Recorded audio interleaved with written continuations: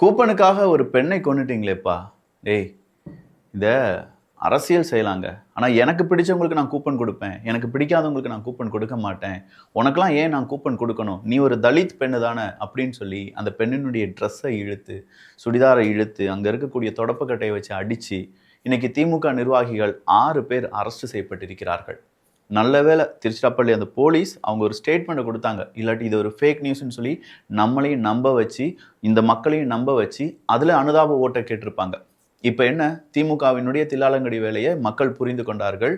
அனிதாவுக்காக ஐயோ அனிதா அப்படின்னு சொன்னவங்க இன்னைக்கு சிந்துஜாக்காக யாராவது ஒரு நபர் பேசினாங்களா? ஏதாவது ஒரு மானம், ரோசம், சூடு, சொரணை இருக்கிறவங்க ஒரு பெண் அநியாயமா கொன்னுட்டீங்களே, அவ எவ்வளவு வருத்தப்பட்டிருப்பா, அவ இறக்குறதுக்கு முன்னாடி என்னெல்லாம் நினைச்சிருப்பா அப்படிங்கறத யாராவது பேசுனீங்களா? இதுதானா சார் அரசியல்? இந்த அரசியலா சார் எங்க எங்க குழந்தைகளுக்கு நாங்க சொல்லிக் கொடுக்கணும்? கண்டிப்பா சொல்லிக் கொடுக்க மாட்டோம். அப்போ உங்களுக்கு தேவைப்படக்கூடிய நபர்களுக்கு 8000 ரூபாய் கூப்பன் கொடுக்குறீங்கன்னா எதுக்கு சார் வாக்குறுதியா கொடுக்குறீங்க? பேசாம வாய்க்கரிசியா கொடுத்துட வேண்டியதானே?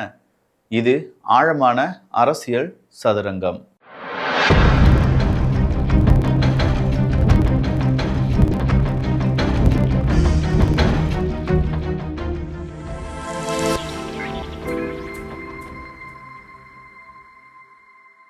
நிறைய பேர் இதை பற்றி பேசியிருந்தாங்க, நிறைய பேர் இதை பேசணும். எதிர்கட்சிகள், ஆள துடிக்கக்கூடிய கட்சிகள், இப்போது போட்டியிடக்கூடிய கட்சிகள், ஒரு கூப்பனுக்காக ஒரு பெண் இன்னைக்கு கொல்லப்பட்டிருக்காங்க, இல்லாட்டி அவங்க சாகிற அளவுக்கு இவங்க தூண்டி விட்டுருக்கானுங்க அப்படின்னு சொல்றத மக்கள் யோசிக்க ஆரம்பிச்சாதான் அவங்க ஆட்சிக்கு வரவில்லை என்றால் அவங்களுக்கு அந்த கூப்பன் கொடுக்கப்படாது, இல்லாட்டி நம்ம ஆட்சிக்கு வந்தால் மட்டும்தான் இதை கூப்பன் கொடுப்போம், எங்கள் ஆட்களுக்கு மட்டும்தான் கொடுப்போம். இது பேர் சமூக நீதியாயா? ஐயா, இது பேர் சமூக நீதியாயா? பிறப்பால் வந்தால் உனக்கு, இந்த பிறப்பில் நீ வந்தினா உனக்கு கிடையாதுன்னு சொல்றது சமூக நீதி கிடையாதோ, அதே மாதிரி என் கட்சிக்காரனுக்கு தான் நான் கொடுப்பேன், அவன் கட்சிக்காரனுக்கு நான் கொடுக்க மாட்டேன். எல்லாருமே மக்கள்யா, மக்களுக்காக தானே அரசியல் செஞ்சுட்டு இருக்கீங்க. இதை போய் நீங்க இதெல்லாம் தூய அரசியல்னு சொன்னீங்கன்னா கண்டிப்பா கிடையாது. உண்மையிலேயே இது தீய அரசியல் தான், தீய சக்தி தான். இன்னைக்கு பெரிய அளவுல கருப்பு கொடி போராட்டம். எந்த ஊர்லயுமே கருப்பு கொடி அப்படிங்கிறது வரல. ஒரு 5-6 பேர், அதுவும் திமுகவினுடைய மிக முக்கியமான நபர்கள் மட்டும் அவங்க வீட்டுக்கு முன்னாடி நின்று ஒரு கொடி ஏத்துற மாதிரியான ஒரு சம்பவம். கருப்பு கொடியில நாடாளுமன்றத்துக்குள்ள நம்ம ஆட்கள் எல்லாரும் கருப்புல போறாங்க. அங்க போனோடனே நாங்க கருப்பு கொடி ஏத்திருக்காரு எங்க தலைவர்னு சொன்னோன்னே அங்க இருக்கிறவரு, நீங்க கருப்பு கொடி ஏத்துனா என்ன, மஞ்சள் கொடி ஏத்துனா என்ன அப்படிங்கிற கேள்வி கேட்கிறாங்க.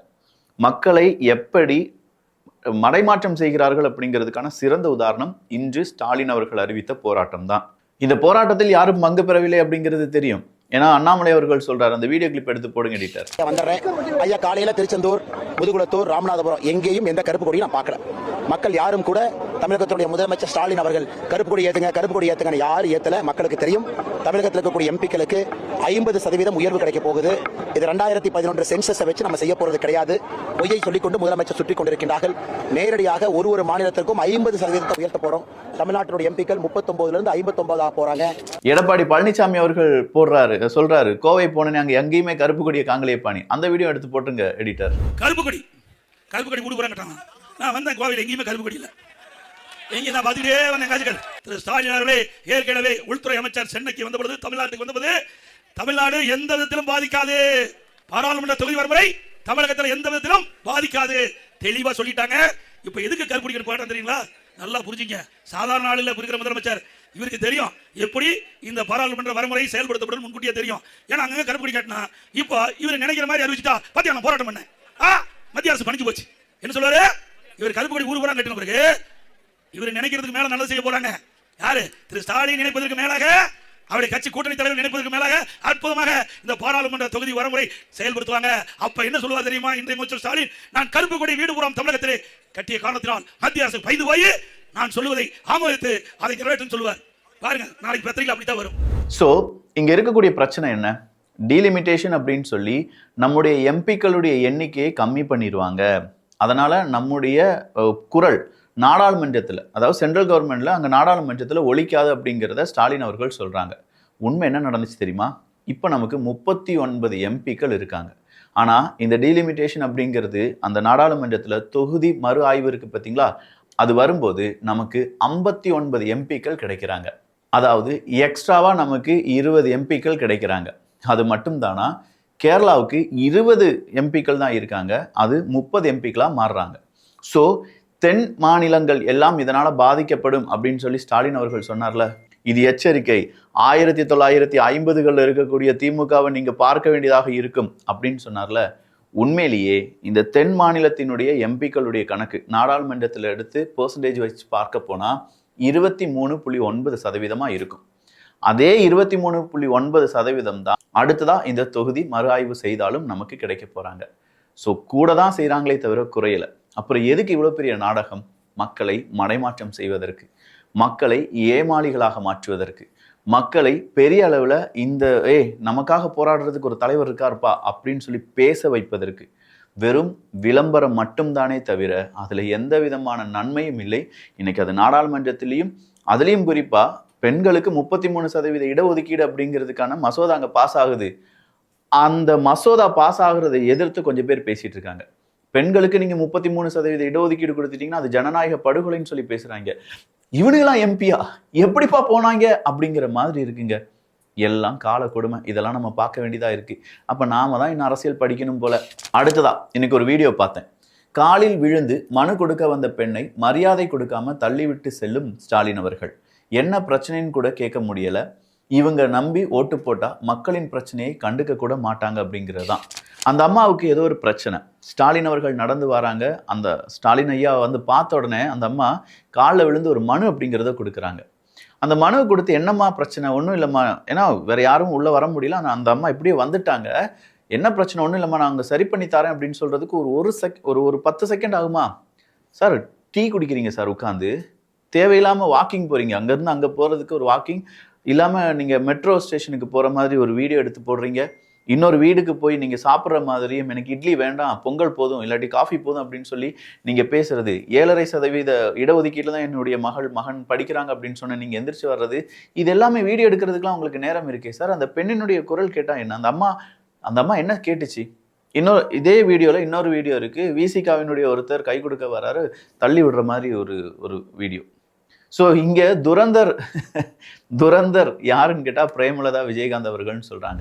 என்னைக்கு ஒரு பெண் தனியாக நான் நடுராத்திரியிலும் போறாளோ அன்னைக்கு தான் ஒரு உண்மையான சுதந்திரம்னு சொன்னவர் நமது தந்தை காந்தியடிகள். இன்னைக்கு அது போல தமிழ்நாடு முழுக்க ஒரே ஒரு குற்றச்சாட்டு தான் அண்ணன் மேல இருக்கு. அதுவும் இந்த பெண்கள் கூட்டத்துல நான் சொல்றேன், எங்க பார்த்தாலும் பாலியல் வன்கொடுமை, போதை கலாச்சாரம் இருக்கு. இதை தவிர வேற என்ன சொல்ல முடியும்? வேற ஒன்றும் சொல்ல முடியாது இந்த ஆட்சியின் மேல. ஆமா, நீங்க எல்லாம் பேசிட்டு இருக்கீங்க, தமிழ்நாடே பேசுது. இப்போ கஞ்சா வந்து கூடுதலாயிருச்சு, பெண்களுக்கான கற்பழிப்பு, பெண்கள் இங்கே பாதுகாப்பாக செல்ல முடியல.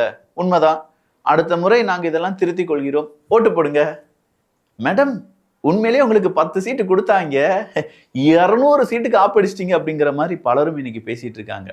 ஒரே மேடையில் அந்த பக்கமா ஸ்டாலின் அவர்கள், இந்த பக்கமா கமலஹாசன் அவர்கள், இந்த பக்கமா பிரேமலதா விஜயகாந்த் அவர்கள் அப்படியே ஆர்ப்பரிக்கும் நினைச்சிட்டு இருந்தா உண்மையை ஒத்துக்கொண்டார்கள் பிரேமலதா விஜயகாந்த் அவர்கள். இதெல்லாம் நடந்துட்டு இருக்குல்ல? ஆமா, நடந்துட்டு இருக்கு. ஸ்டாலின் அரசாங்கத்தில் இதெல்லாம் நடந்துட்டு இருக்கு. அடுத்த முறை இதெல்லாம் நடக்காது.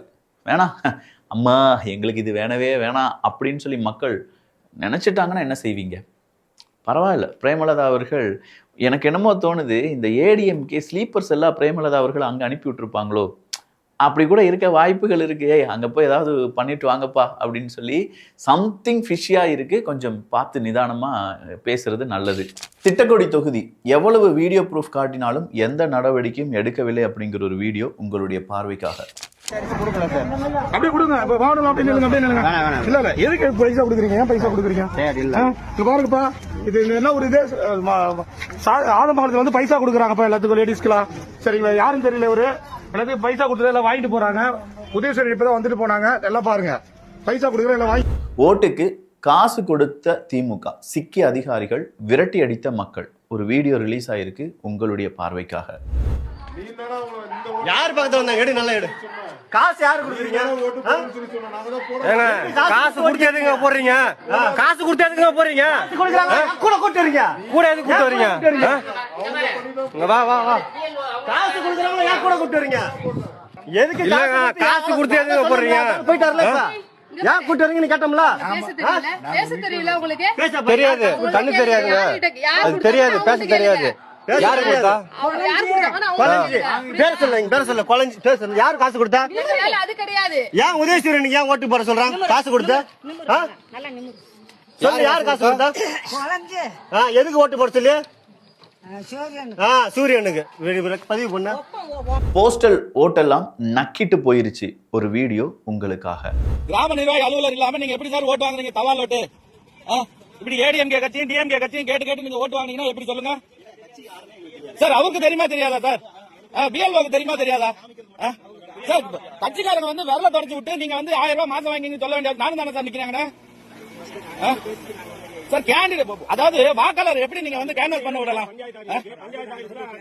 இல்ல நான் என்ன சொல்றேன், ஒரு அரசு அதிகாரி உள்ளூர்ல இருக்க அரசு அதிகாரி இல்லாம நீங்க எப்படி ஓட்டு வாங்குறீங்க சார்? சொல்லுங்க. பறக்கும் படை ஆப்பிரிக்கா பக்கம் பறந்துட்டீங்களா? இன்னொரு வீடியோ ரிலீஸ் ஆயிருக்கு உங்களுக்காக.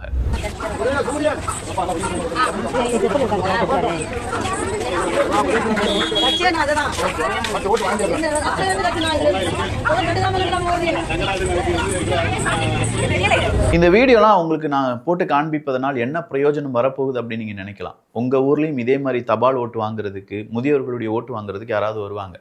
அப்படி வரும்போது அவங்க என்ன சொல்றாங்க, என்ன செய்யறாங்க, அவங்க கூட யார் இருக்காங்க, அவங்க காசு கொடுக்குறாங்களா இல்லையா, இதை நாம தான் கண்டுகொள்ள வேண்டும்.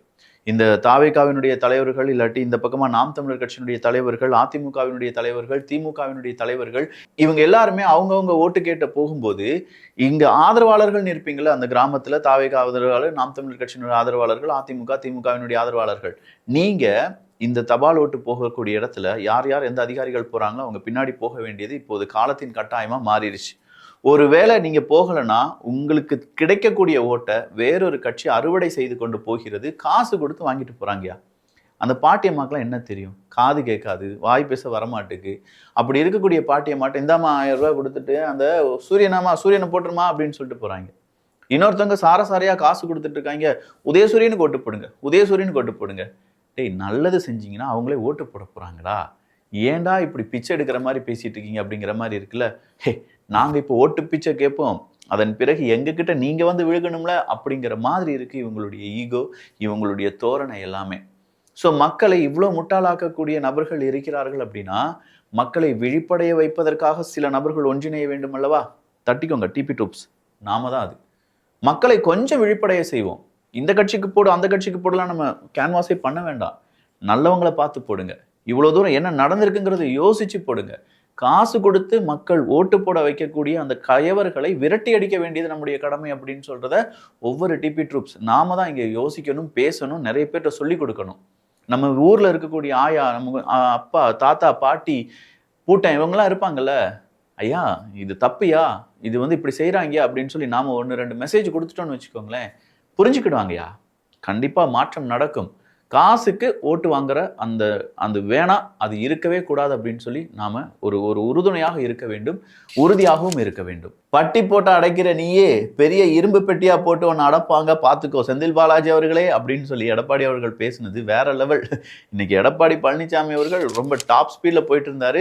அண்ணாமலை அவர்களும் பேசினது எல்லாமே இன்னைக்கு ரொம்ப சூப்பரா இருந்துச்சு. சீமான் அவர்கள் ஒவ்வொரு தொகுதியில அவருடைய பேச்சுக்கள், அதை கேட்பதற்கான தனி கூட்டம் அப்படிங்கிறது, நாம் தமிழர் கட்சியும் சூப்பரா அவங்களுடைய வேலைகளை செஞ்சுட்டு இருக்காங்க.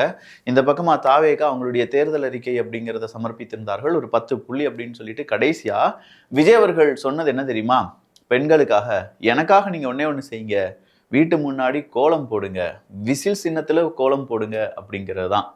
வேற லெவல் மார்க்கெட்டிங் கேம்பெயின் அப்படின்னு சொல்லலாம். இதை பார்த்து ஒரு கிராமத்துல ஒரு 10 வீட்டுல விசில் சின்னத்தை வச்சு கோலம் போட்டுட்டாங்கன்னு வச்சுக்கோங்களேன், கண்டிப்பா சொல்றேன் இது ஒரு பெரிய டாக்கா மாறும். பட் போடுவாங்களா இல்லையா நாளைய தினம், இன்னும் ஒரு 5-6 தினங்கள்ல நமக்கு தெரிய போகுது. அப்படி யாராவது போட்டிருந்தாங்க, உங்ககிட்ட வீடியோ ஃபுட்டேஜ் ஏதாவது இருக்கு அப்படின்னா நீங்க இன்ஸ்டாகிராம் பக்கத்துக்கு அனுப்பலாம், அப்படி இல்லைனா இமெயிலுக்கு அனுப்பலாம். இரண்டுமே கீழே லிங்கை கொடுத்துருக்கேன். ஸோ எது எப்படியோ இன்னைக்கு கொஞ்சம் வேற லெவலில் தான் இந்த வீடியோஸ் இருந்திருக்கும். இன்னும் இதே மாதிரி தொடர்ச்சியான வீடியோக்களை நீங்கள் பார்த்து தெரிந்து கொண்டு நண்பர்களுக்கும் நாமும் அரசியல் படிப்பதற்கு அரசியல் சதுரங்கம் உங்களுக்கு உறுதுணையாக இருக்கும். அதுக்கு நான் கேரண்டி. நல்லதை பகிர்ந்து ஷேர் பண்ணி நல்ல சமுதாயத்தை உருவாக்குவோம். நன்றி, வணக்கம்.